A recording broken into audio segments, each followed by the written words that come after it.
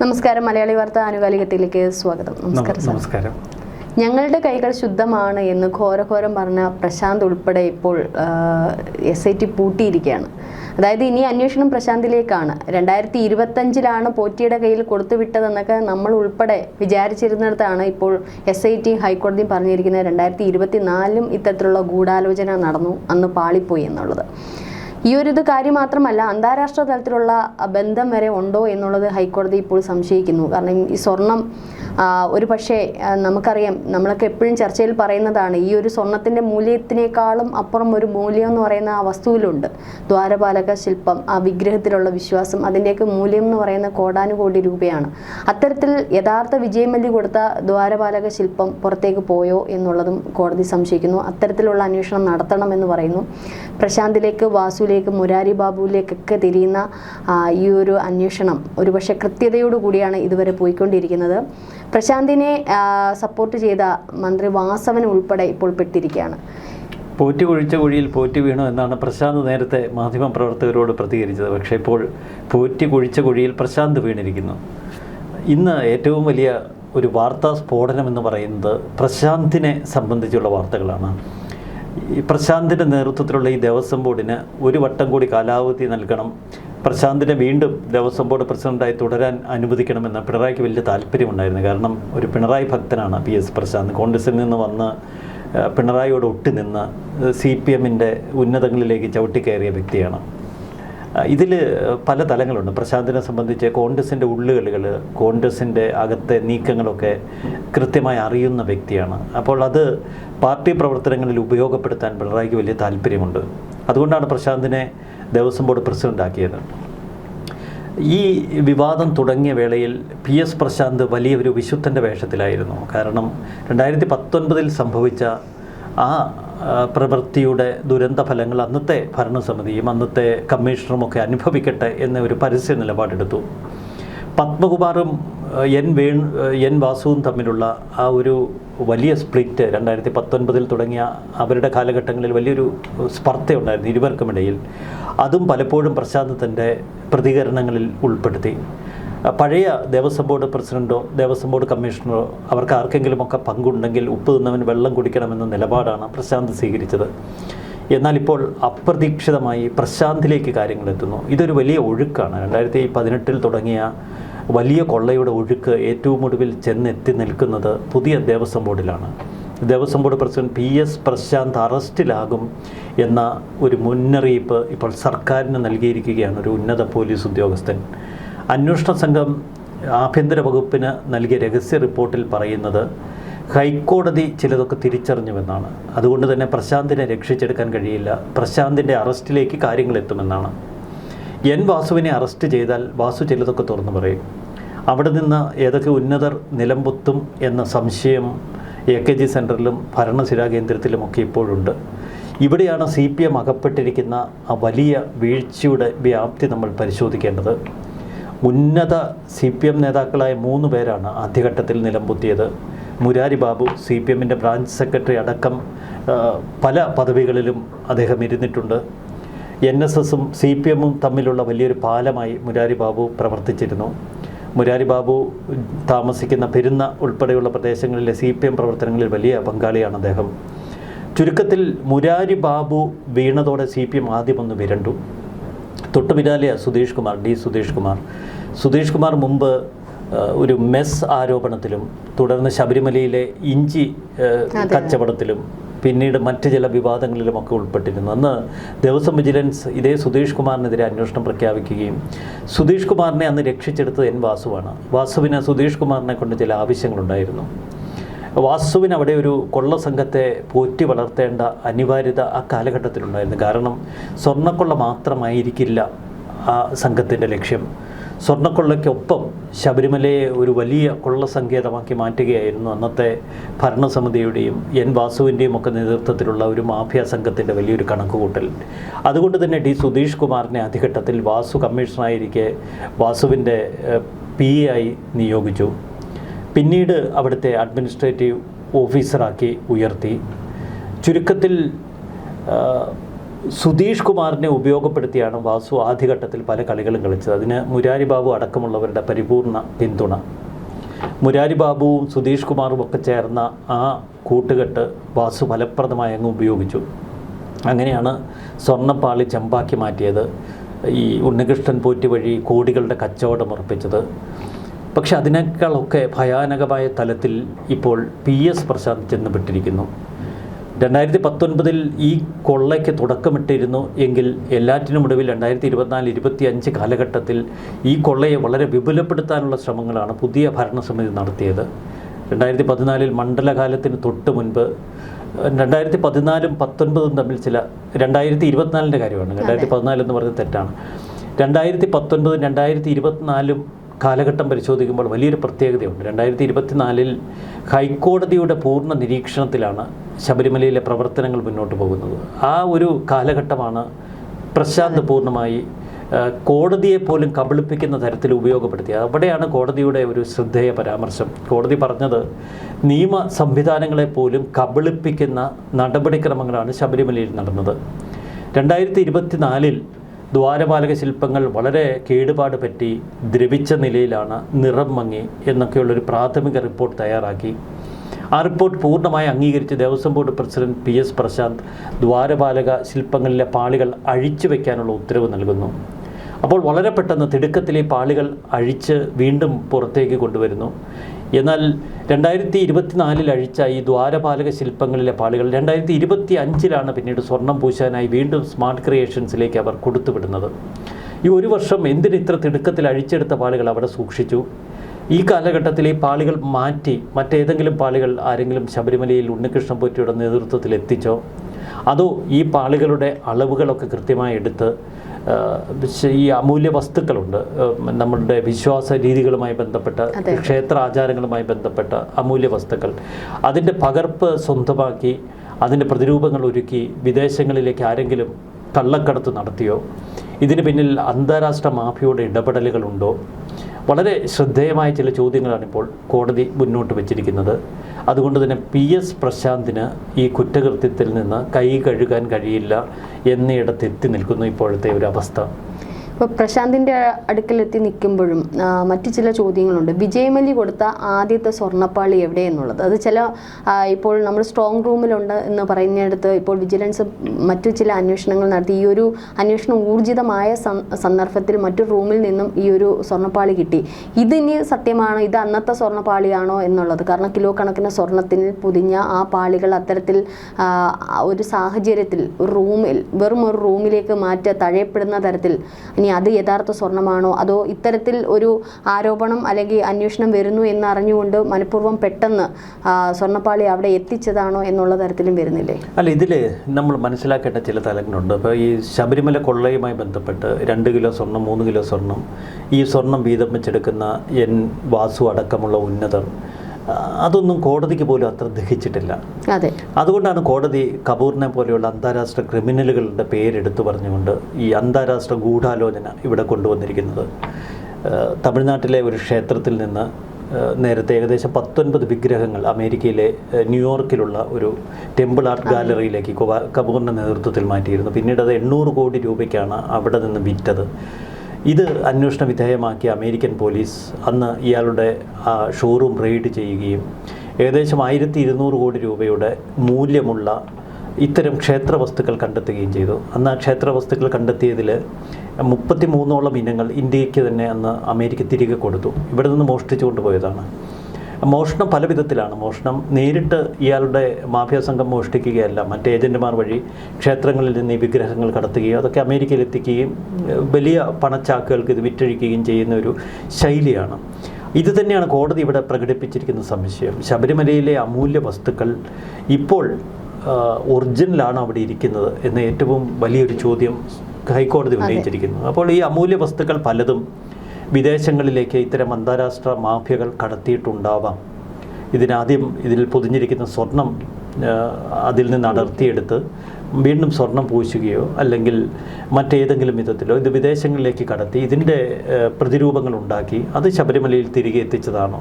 വളരെ ശ്രദ്ധേയമായ ചില ചോദ്യങ്ങളാണ് ഇപ്പോൾ അതിൽ സംശയമുണ്ട്. അന്ന് 40 ദിവസം എടുത്തല്ലോ പോറ്റി അത് സ്മാർട്ട് ക്രിയേഷനിൽ കൊണ്ടുവന്നു. ഈ 40 ദിവസത്തിനിടയിൽ പുതിയൊരു അച്ച് എടുക്കാനും അതിനകത്ത് പുതിയൊരു രൂപം തയ്യാറാക്കാനൊന്നും വലിയ പ്രയാസമില്ല. അല്ലാതെ നമ്മൾ കേട്ടത് ദ്വാരപാലക ശില്പങ്ങളിലെ സ്വർണ്ണപ്പാളി സംബന്ധിച്ച ഒരു കഥയാണ്, സംഭവമാണ്.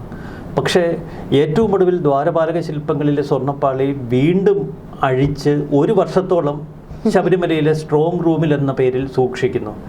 എന്തിനാണ് ഈ 1 വർഷം അവിടെ ഇത് ഇളക്കിയെടുത്ത് സൂക്ഷിക്കുന്നത്?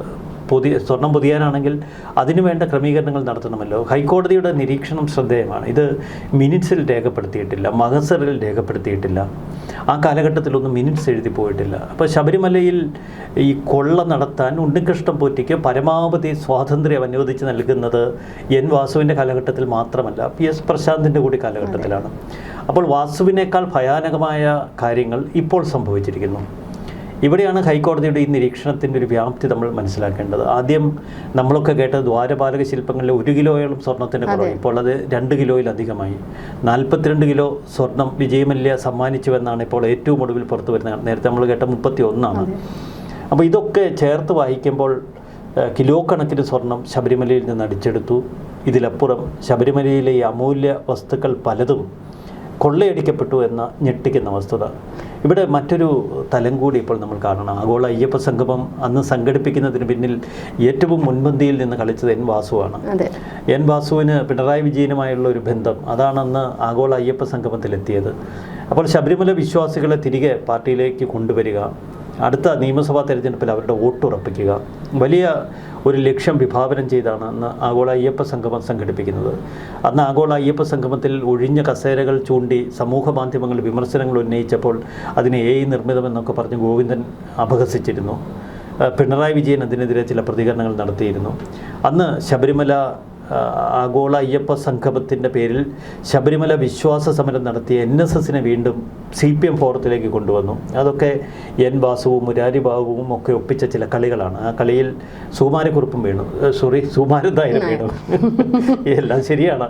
അപ്പോൾ സുകുമാരൻ നായരെ സംബന്ധിച്ച് മുരാരി ബാബു സുകുമാരനായുടെ ഒരു വീക്ക്നെസ് ആയിരുന്നു. അപ്പോൾ മുരാരി ബാബു എൻ വാസുവും ഒക്കെ സമർത്ഥമായി കരുക്കൾ നീക്കിയപ്പോൾ NSSും സുകുമാരൻ നായരും ഒക്കെ അതിൽ വീണുപോയി.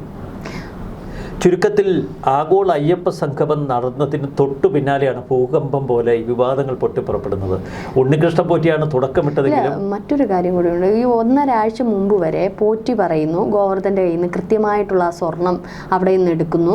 ആ ഒരു കൃത്യതയുണ്ടായിരുന്നു. കാരണം 2019 നടന്ന സ്വർണം അത്രയും നാളും ആ ഒരു ജ്വല്ലറി ഉടമ സൂക്ഷിക്കുക എന്ന് പറയുന്നതിൽ തന്നെ ഒരു സംശയം എന്നൊക്കെ നമ്മൾ പറഞ്ഞിരുന്നു. അപ്പോൾ അത് അവിടെ നിന്ന് എടുക്കുന്നു. ഒരു പക്ഷേ ഇവരൊക്കെ പ്രതീക്ഷിച്ചിരുന്ന അവിടെ കൊണ്ടങ്ങ് തീരും, ഒരു പക്ഷേ പോറ്റിയിലേക്കോ അല്ലെങ്കിൽ മുരാരി ബാബുവിലേക്കൊക്കെ അങ്ങ് തീരും, അങ്ങ് ഒടുങ്ങും എന്ന് കഴിഞ്ഞിടത്താണ് വീണ്ടും പറയുന്നതുകൊണ്ട് ഇടുത്തി പോലെ വീണ്ടും പുറകെ വലിയ വലിയ ആൾക്കാർ ഇപ്പോൾ പെട്ടുപോകുന്നത്. അത് ശ്രദ്ധേയമായൊരു നിരീക്ഷണമാണ്. ഇന്നലെ ഹൈക്കോടതി പറഞ്ഞു, ഇന്ത്യയിലെ തന്നെ ഒരു വലിയ സ്വർണ്ണ വ്യാപാരിയുമായി ബന്ധപ്പെട്ട ചില വെളിപ്പെടുത്തലുകൾ ഉണ്ടായിട്ടും തെളിവുകൾ കിട്ടിയിട്ടും എന്തുകൊണ്ട് അയാളെ അറസ്റ്റ് ചെയ്തില്ല, ചോദ്യം ചെയ്തില്ല എന്ന ചോദ്യം.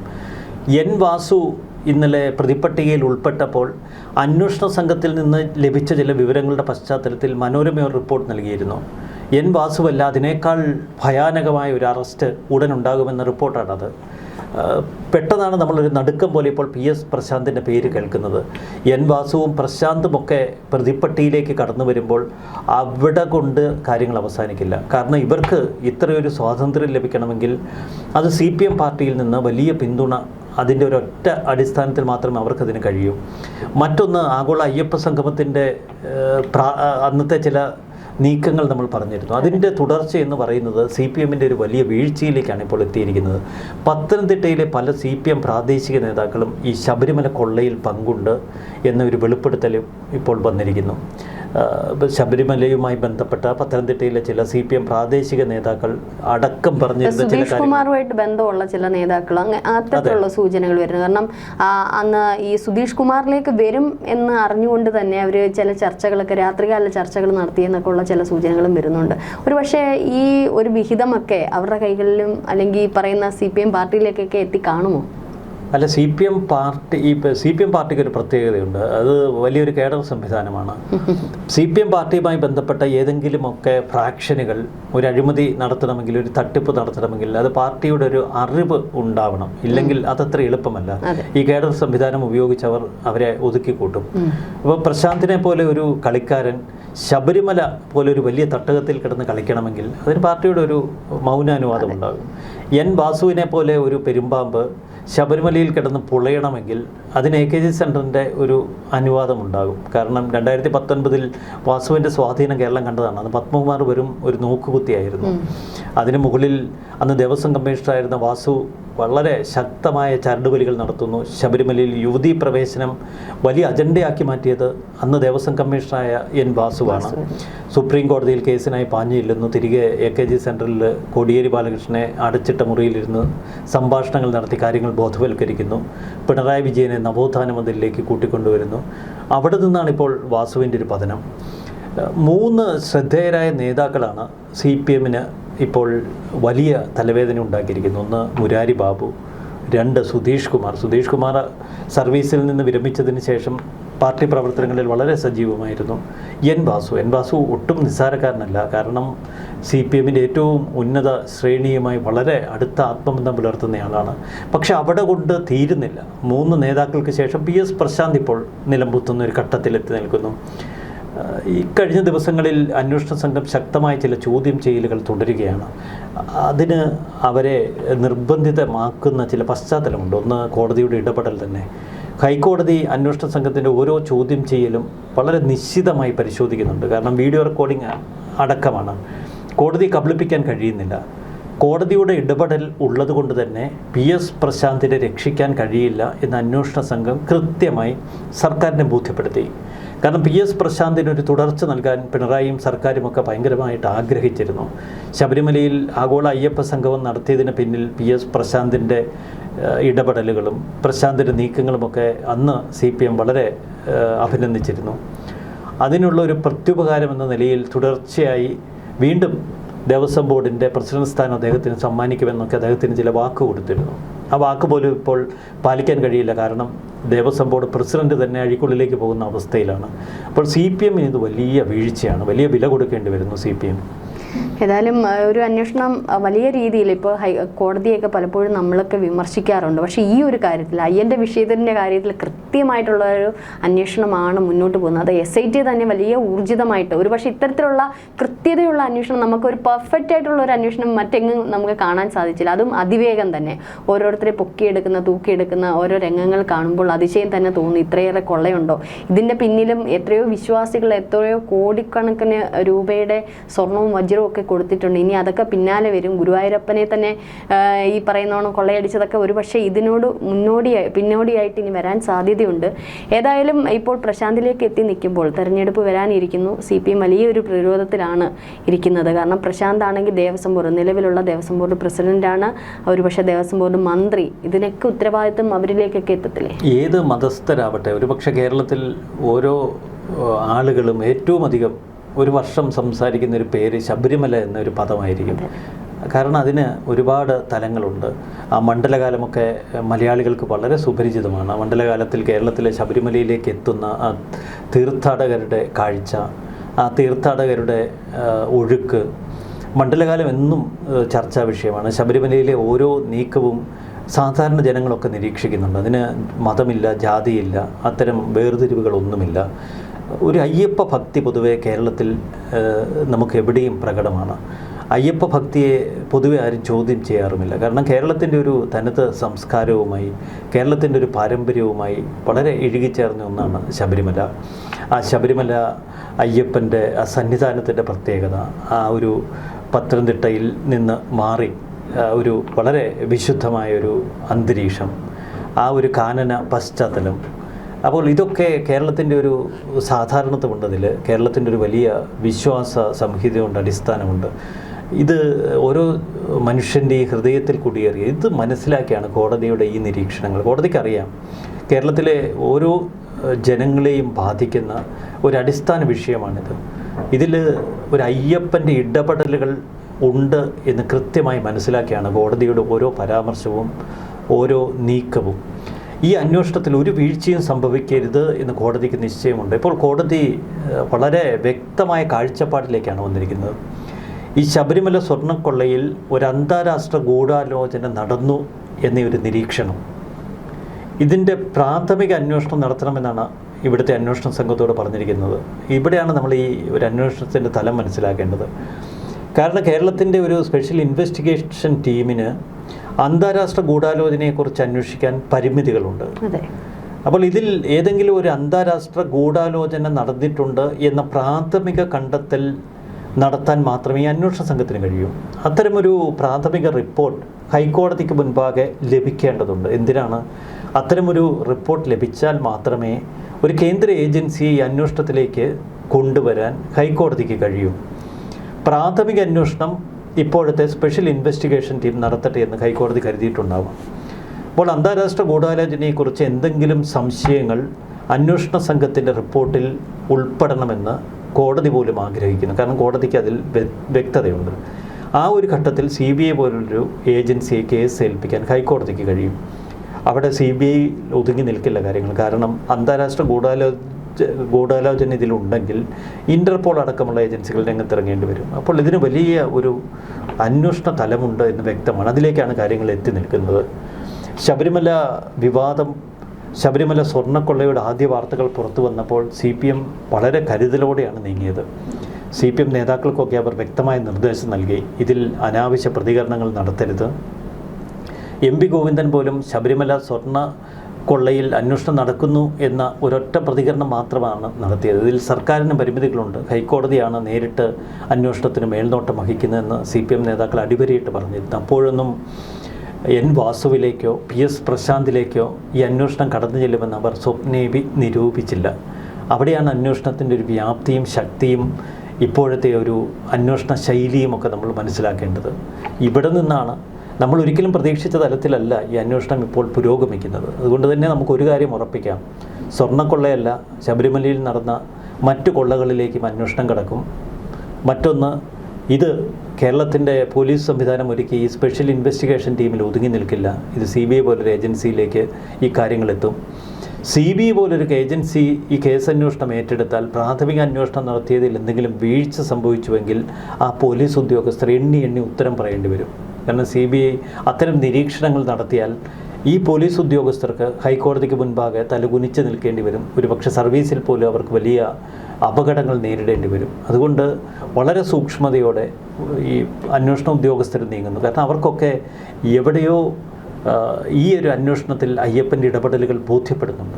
തീർച്ചയായിട്ടും സാർ പറഞ്ഞതിനോട് ഞാൻ യോജിക്കുന്നു. കാരണം വരുന്ന മണ്ഡലകാലം ഇനി വരാനിരിക്കുന്നതിന് മുൻപേ തന്നെ ഒരുപക്ഷെ അയ്യനെ കൊള്ളയടിച്ച് ഒറ്റ ഒരെണ്ണം അവർ സന്നിധിയിൽ ഇല്ല എന്നുള്ളതാണ് ആശ്ചര്യം. നമ്മൾ ചർച്ചകൾക്ക് തുടക്കമിട്ടുകൊണ്ട് ആദ്യം ഒരു ആശങ്ക പ്രകടിപ്പിച്ചിരുന്നു, ഈ ശബരിമലയിലെ അയ്യപ്പ വിഗ്രഹം ഒറിജിനൽ തന്നെയാണോ ഇപ്പോൾ അവിടെ ഇരിക്കുന്നത്? അതിലേക്കാണ് ഇപ്പോൾ എത്തിയിരിക്കുന്നത്. ഒരു പക്ഷേ അന്താരാഷ്ട്ര കള്ളക്കടത്ത് സംഘം ഇതിൽ ഇടപെട്ടിട്ടുണ്ട് എങ്കിൽ ഒറിജിനൽ അയ്യപ്പ വിഗ്രഹം പോലും അവർ മാറ്റിയിരിക്കാം. അതിന് നമുക്കൊരിക്കലും വിലയിടാൻ കഴിയില്ല. അത് എത്ര 10,000 കോടി രൂപ വിലയിടാൻ പോലും മാത്രമല്ല വിഗ്രഹം ഇരിക്കുന്ന ഇപ്പോൾ നമ്മൾ അന്യ സംസ്ഥാനത്തോട്ടൊക്കെ പോവുകയാണെങ്കിൽ വിഗ്രഹത്തിന് നമുക്ക് ഫോട്ടോയൊക്കെ എടുക്കാം. ഇപ്പോൾ ദ്രൗപദി മുർമു പോലും വന്നപ്പോൾ ഇടയ്ക്ക് ഒരു വിഗ്രഹത്തിന് ഫോട്ടോ വന്നപ്പോൾ തന്നെ വലിയ ഇതായി, വിവാദമായി. അപ്പോൾ ഇത്തരത്തിൽ ആ ഒരു വിഗ്രഹത്തിൻ്റെ ഒരു ഫോട്ടോ പോലും എടുക്കാൻ പറ്റാത്ത ഒരു സാഹചര്യമാണ് ഒരു പക്ഷേ വിശ്വാസികൾക്കും മറ്റുള്ളവർക്കും ഒക്കെ. അപ്പോൾ അതിനകത്ത് കൈകാര്യം ചെയ്യുന്നത് തന്ത്രി അല്ലെ അത്തരത്തിലുള്ള വ്യക്തികൾ മാത്രമാണ്. അപ്പോൾ അവർക്ക് മാത്രമേ അറിയത്തുള്ളൂ ശരിക്കുമുള്ള അയ്യപ്പനാണോ അല്ലേ എന്നുള്ളത്. ഏതായാലും മണ്ഡലകാലം വരാനിരിക്കുന്ന അതിന് മുന്നേ തന്നെ അയ്യപ്പൻ തന്നെ എല്ലാത്തിനെയും തൂത്തുവാരി പുറത്തെറിയുന്നു എന്നുള്ളതാണ് ആശ്ചര്യം. ഏതായാലും അയ്യൻ തന്നെ അയ്യനെ കാക്കട്ടെ. ഏതായാലും തികച്ചും വ്യത്യസ്തമായിട്ടുള്ള തെളിവുകളാണ് പുറത്തേക്ക് വരുന്നത്.